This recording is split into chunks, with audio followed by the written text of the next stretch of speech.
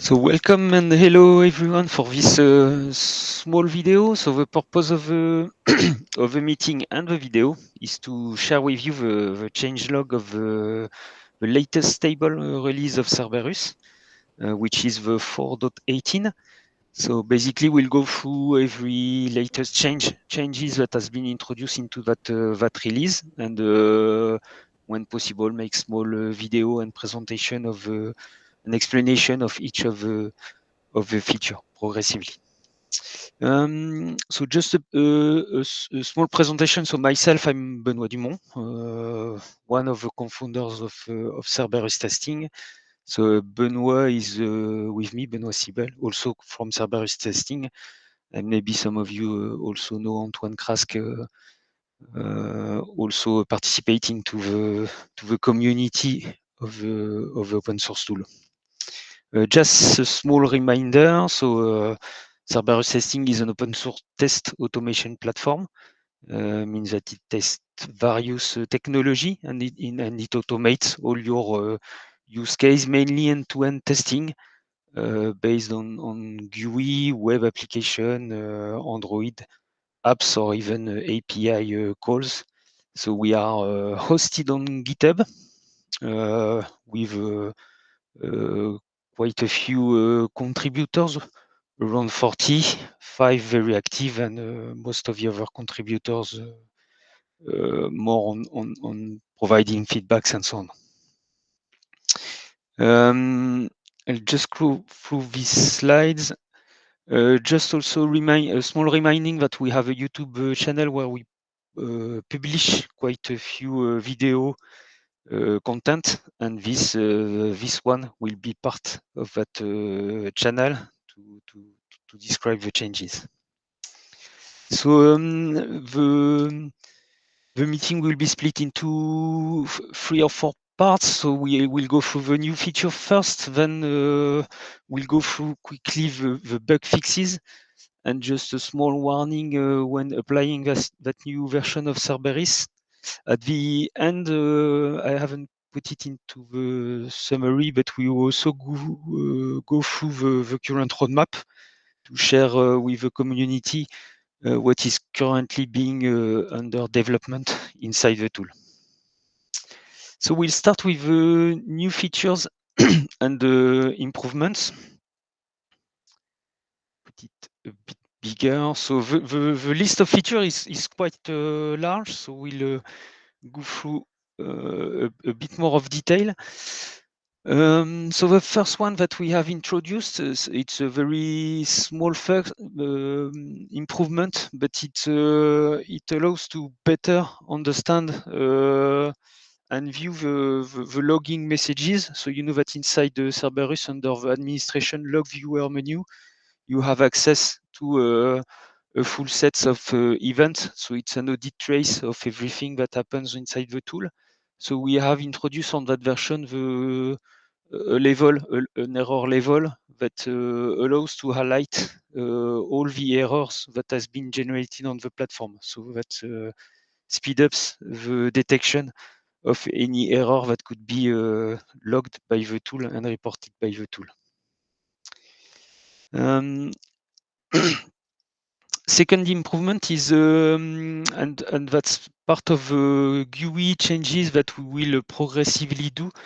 When you go inside the execution detail page, we have started to introduce some contextual buttons. So the idea is to allow the user to edit some objects that are attached to the execution directly from the screen.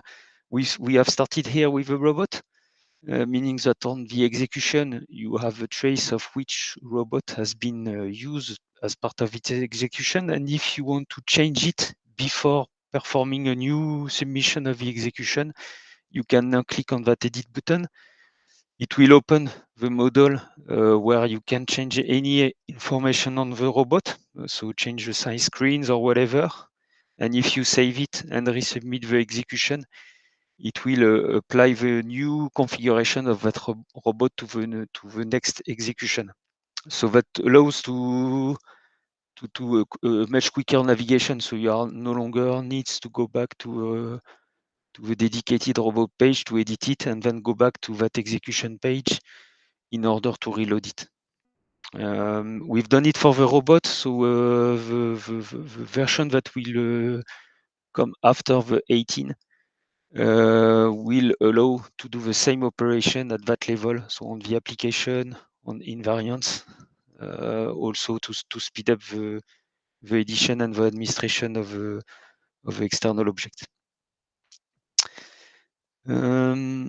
Next one, so still on the GUI, so one example here on the user management. So under the administration user management menu, you have a list of your user. We have introduced some couple of contextual screens here. So you know that every login user can host an API key. So that API key can be used when you make API calls directly to interact with the tool, and it will take the identity of the corresponding login. So there is now a button in order to set a random key, and you can directly copy it directly from that screen. So that also speed up the administration, and if you want to use it without manually doing the copy paste. Here we have added inside the test data library the capabilities to download some screens. So as you know, you can define some data libraries that are based on files, on CSV files. So from that release, you can now directly download the file from the navigator. So before you could only you only had to upload the file. So now, once the file has been uploaded, if you want to change it and you no longer have the file available, you can download it from here, edit it, and then re-upload it to update its values. Next, so this one is mainly linked with the navigation. So a typical use case on Cerberus is to switch between the test case script page and the corresponding latest execution. So we have improved the navigation so that you can keep the context of which part of the scripts you are currently working on. So when you open the page here, imagine that I take the focus on the step number 4. So if I check the last execution of that test case, the focus is directly kept on step number 4. So if I change to step 7 and I go back to the edition of the test case script, my focus is also directly done on the step number 7. So that speed up the navigation. So most of the time you are analyzing on an execution a specific test case where something wrong happened.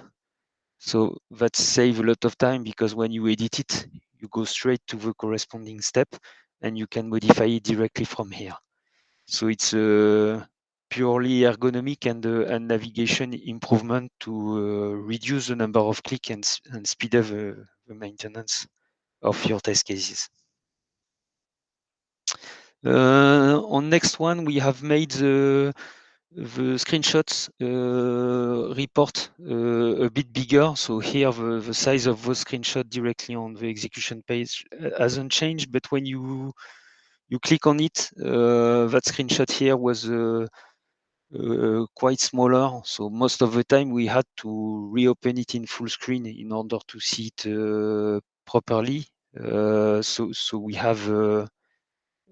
have changed that so that from that screen it's now directly bigger. So now it's readable. So you can analyze from here without being forced to open it in full file.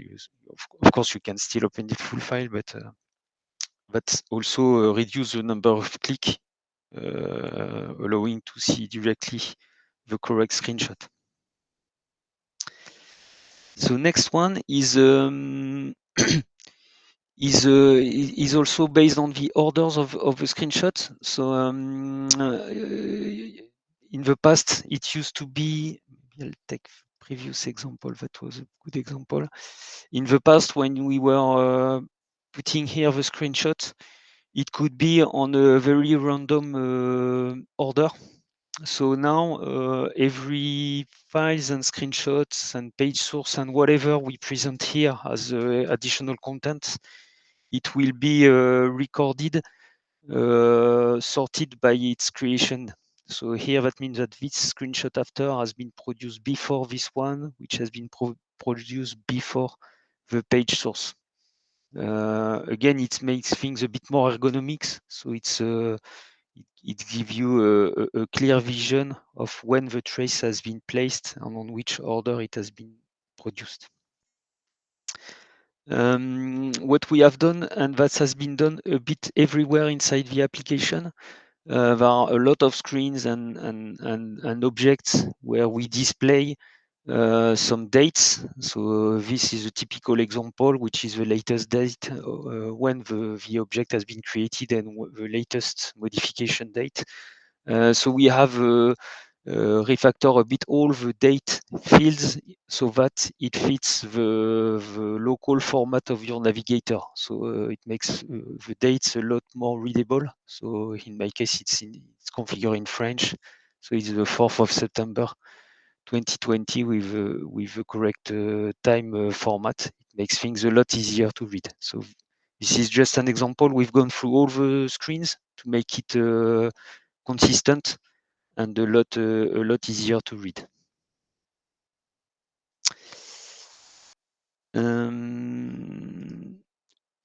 We were here. Yes, in local format. Next one is again linked with the robot administration. So we have introduced a new parameter at the robot executor level, which is that, as you know, when you define an executor, you can force the browser to use a proxy. So in the past, there was no option to configure or not the behavior. So you could either you could define a proxy, but that proxy was mandatory linked with the network traffic feature. Now you have three options. You can either, as I put here, none, meaning that the browser will do a direct connection to the web without using any proxy. Here you can configure a manual proxy, meaning that you can put here, if you have an internal enterprise or company proxy that needs to be used in order to access your private application, you can force here the configuration of the proxy. Of course, the proxy needs to exist unless the browser will not be able to connect to anything. Or you can use the previous behavior, which is not only defining the proxy, but also having it automatically created during the test execution. So that requires the Cerberus proxy component up and running. And here, if you specify the host and the port of the Cerberus proxy service, and if you configure that, the corresponding robot with that parameter, what Cerberus will do is that it will, for each execution, create an instance of the proxy and then automatically configure the corresponding browser on a dedicated port. The port can be dynamic. If you leave it at 0, you can force it to a specific value if you want. And here you need to put the host that the browser will use in order to connect to the same server where the proxy Cerberus component is sorted. So that gives more flexibility on basically on the proxy configuration. The new feature being to be able to manually configure the proxy. Next one, still on the GUI. So we have added a few more options. So as you may already know, so we have additional options that you can configure either at step level using that button, either at action level, still the same button on the action and the same on the control level. So we have added on that model 4 new extra information, so you can activate with a Boolean a screenshot to force a screenshot before and after the step, the action, or the control, wherever you have put that information. So that allows to limit the creation of a control text screenshot. Here you can just activate or not the screenshot and deactivate it. That makes the script less verbose compared to manually creating a control, and it's a lot quicker to activate or deactivate. So that's possible for the screenshot, but that's also possible to introduce a delay. So it could happen on some actions that it really needs to wait a bit before being executed. So here you can introduce in millisecond an extra timing that you can put in millisecond, either before the action control or step, or either after the action control or step to secure it ends correctly. Again, this makes the test case smaller, because in the past, what most of you were doing is that you were creating an additional action weight, putting that weight. So here you put it directly inside the parameter, and it reduces the number of action and control, making the test easier to read. Next one is quite an important feature. So I guess a lot of you, it happens quite frequently that you need to test content of PDF files. A lot of applications still produce PDF files that can be downloaded from the browser and controlled. In the previous version, you could control that the downloads are done correctly and the size of the PDF file or the name of the file locally. On that new Cerberus version, so we added an extra feature that allows to parse the PDF file that has been produced via application. So to illustrate that feature, so I will just go through a small example of execution. So that test case is part of Cerberus regression. So it has two steps. The first steps just upload a set of files directly on the robot side. So it uploads some binary files. I think there is an image file and two different sample files that are uploaded on that step. And on the second step, just to illustrate the change that we've done on that feature, first of all, when you when you use the action get_robot file, putting here the local path of your robot where you want to retrieve the files, Cerberus will present you all the files that it was able to reach. So here it found a JPEG file, my first sample PDF file, a sample JSON file, and then the second PDF file. What is new is that now you can directly open those files and check the content directly. So here you see exactly, and the PDF file has been stored and attached to that execution to keep track of what was the real PDF file produced by the test case of your application. On top of those files that you can now access, we have we present a content file. So that file is a JSON file that will allow you to perform some extra controls using those actions. So that content of JSON here that can be controlled. So it's on that JSON file that you put some JSON path in order to, for instance, control that on the robot size the available files was 4. You can control also the names of the files that has been locally stored on the browser and so on. And the extra feature that we introduce here is that when the Cerberus detects locally that the file is a PDF file, so it automatically tries to open the PDF file, and if it manages to open the PDF file, it will present to you extra PDF information here, and that extra PDF information will allow you, again with JSON path, to make any control that you want to do. So there is a first section directly based on the certificate. So if your PDF is signed, it will present here the signature information if you want to control that the PDF has been signed. And then you have here the total number of pages that the PDF contains. So in my case here, it's 4 pages. And then you have a PDF text. So it's a text format of the PDF contains. The first section, it represents the complete text of the full PDF file. And the second one, pages, gives an array. So one text record per page. And with those two, you can either control than a specific key, order number, customer number, name, or any reference that it appears inside the PDF file, and you can even specifically control that it appears on the specific page of the PDF file.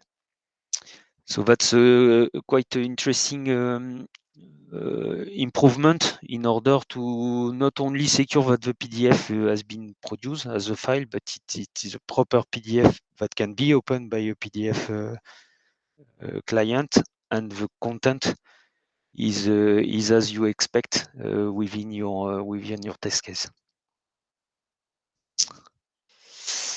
So next feature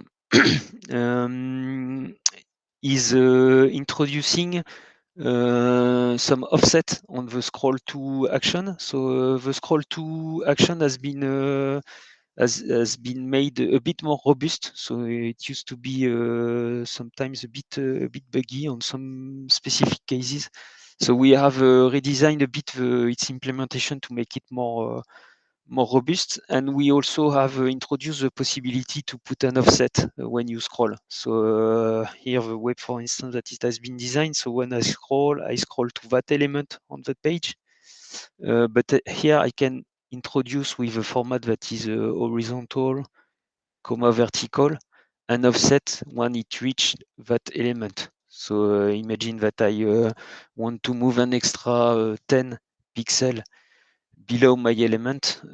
So horizontal will be 0, and I will put 10 as a vertical offset, and that action will move first to that element, and then will go down an extra 10 pixel in order to scroll.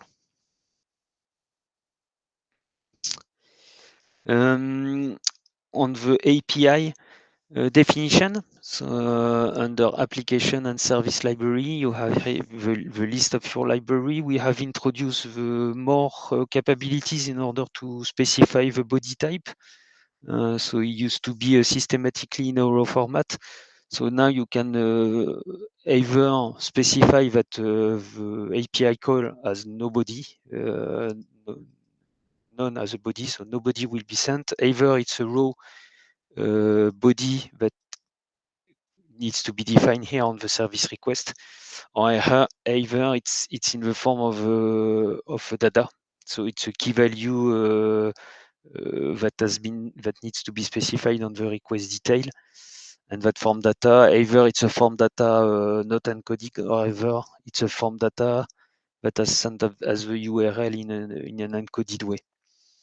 So that takes the standard body type that already exists, for instance, in Postman or similar tools, where you can directly define your data. The last page in terms of new features, so it's a bit specifically on the back office perimeter, on the pure engine and variables perimeter. So we have created a new variables that allow you to retrieve dynamically the size of the property. So when you are retrieving a property from a CSV file or whatever, now if you on top of the property, if you put a dot and b rows, that variable will return the number of rows that the property contains. So that can be useful, for instance, if you want to loop across a set of values of a given property that has been retrieved either from a file or an API call or a size of the content of the page, whatever. We have also introduced, so I will download it from here. So that's previous features that we have introduced. I think it was on one or two release before. So on every campaign execution screen or campaign execution, you can now retrieve a PDF version of the campaign execution result. So that PDF campaigns, you can generate it here by clicking on the download reports, and that download reports will give you. So here it has just been produced. It will download you a zip file, and inside that zip file, you will find a set of PDF file. So the main PDF here will just make a summary of the campaign execution that has been executed. So in my case here, I have my campaign execution with a reference of the campaign execution, where it has been executed, and here a summary of the results in terms of number of KO and OK. And on the next pages, I have a small table with a summary of all my execution. And on the last page, there are some other technical minor details on the legends that is used on the screen. So that's the main PDF file that summarizes basically the campaign. And then on every execution, every execution is attached to an appendix PDF file. So on the appendix that it appears here. For instance, this execution is on appendix 2. We generate a set of appendix files, so we have split them to avoid ending with PDF files that are too big. So depending on the size of your campaign, you will have different PDF reports, but on each of those appendix, you will have a full detail of the execution. So it reproduces, so it reminds here the idea of execution and every step, action, and control that has been produced. That feature is mainly used if you want to keep an external trace on a document that you could sign and certify before sending to the people that needs to secure that regression has been properly done. So we have done it in a pharmaceutical context where the insurance was quite important on the execution of the campaign. And then, so we're almost at the end. So an extra engine feature that we produce, so new variables in order to retrieve. So it's system variables in order to get the robot session and the robot session ID. Could be used to perform external calls. We have made the numeric conversion on every control more robust, meaning that if you want now to compare in a numeric format this type of string here, now it's possible. So what Cerberus will do is that it will remove every non-numeric characters, and it will convert, for instance, that string to this one before making the comparison. So it prevents to make some string manipulation if you want to convert with something that is quite obvious. On this release, we also introduce support for SFTP connections. So inside the service call action, if you now you select FTP connector, you can put URLs pointing to SFTP servers, and the FTP connectors has been made more robust with better management of the timeout. The URL can be modified with a credential in it in a secured way, hiding the password. So all that has been improved. And the last one, which is maybe less important for you, but still important for the tool, is that we have significantly reduced the size of the binary that is produced by Cerberus. So this has been done by cleaning a lot of unnecessary dependency we had on the tool itself. So that's it for the new features. So in terms of bug, I will probably go a bit faster on the bug. There was a couple of display issue on the test case script page, especially when you put some conditions that contains some quotes or double quotes.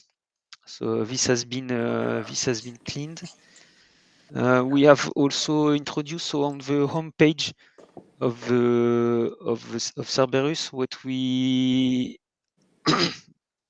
so you know that all the graphs that are here are contextual depending on the systems that you select.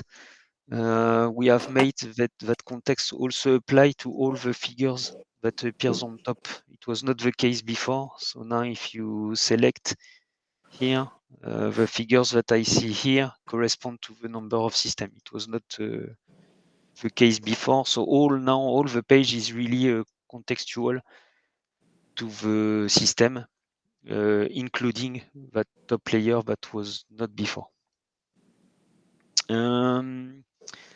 Fixed a couple of error messages, so it could happen on some cases when you were filtering some pages with an empty string. So this has been fixed. So it could happen sometime if you had the case. I take an example on that search field. If I press space, sometimes before it could lead to an error. So that has been fixed. We also fixed the management of a local on recent Chrome version. If you were putting a specific local on your country parameter, Cerberus is supposed to use it in order to configure. So I will show you that's part of the invariant definition. So I filter if I take country invariant. So every country in Cerberus has an attribute to that defines the local of the browser. So if you any test that is executed against, for instance, B country, will start a browser with a local that is set to FRB. So on that version, latest version of Chrome is handling the local a bit differently. So we have fixed the management of the local on those. Another fix related with browser stack integration, where when you were executing some app automate campaigns, the build hash was not correctly retrieved. So that the impact of that is that when you were clicking on the link to switch from Cerberus to browser stack, some links could be corrupted. So now it has been fixed, and all links should be correct.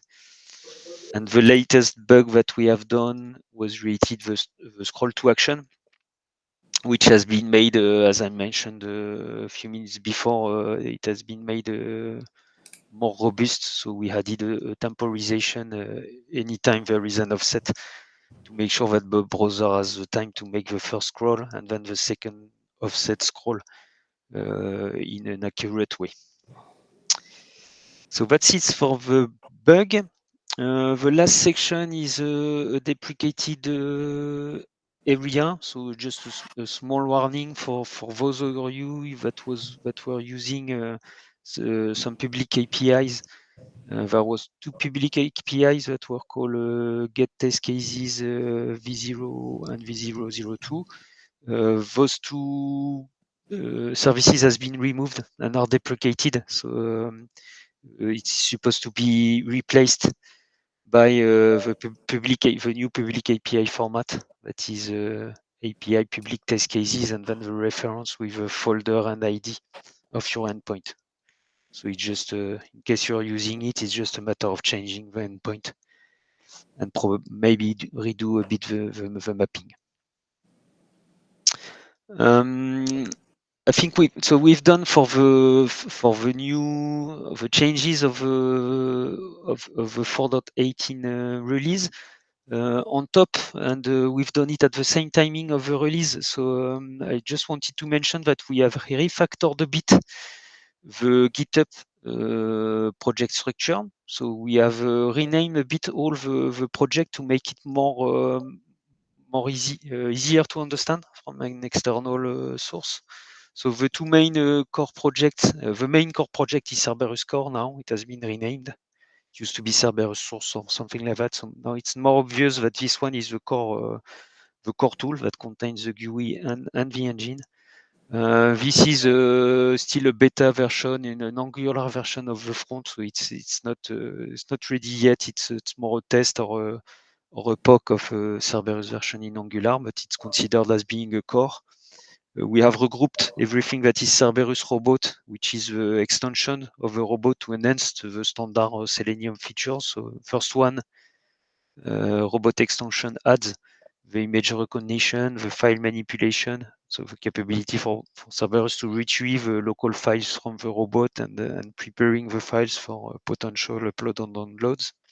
And the second one is the components that manage the proxy that allows to retrieve all the traffic that has been made from the robot and being able to control it and verify that some hits has been done. So this is that component. We have regrouped all the CI/CD plugins, Jenkins, GitLab, and GitHub on specific project, and all of them starts by Cerberus CI/CD. And we have a small Chrome extension that is also has been separated as a Cerberus Chrome extension. So that makes the list of projects a lot more easier to understand and more clear for new developers or new users. So my last section on the video will be to give a bit of view on the current development that we have on the tool. That will most of them will be part of the next release, that is the 4.19, that should be ready in a couple of weeks. So the first big improvement that we have done is on API call simulation. So on next version, you'll be able to make some API calls without the constraint of creating a test case and being forced to do some action. So you'll be able to create your service call just like you do in Postman, and directly from the same screen with a simple button making the calls to tune the definition of your service directly and adapt it with a simple click. So it makes the GUI closer to what Postman do, still with the capabilities to attach your API call with an application and benefit from the dynamic environment definition at the application level. We have done a lot of improvements on I mentioned one on the robot. So a lot of contextual action buttons has been put a bit everywhere on the test case script from the application. So you will be able on next version to edit an application from the test case header or directly edit a data lib from an execution. So a lot of contextual action has been introduced to allow a quicker and less click when administrating your test case.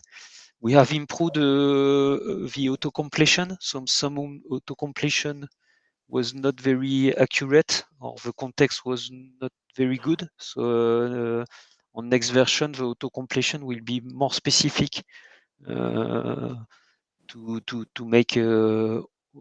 Sometimes we wonder which data introduced on specific action and control. So now auto completion, which should guide you more on the definition of the actions and control.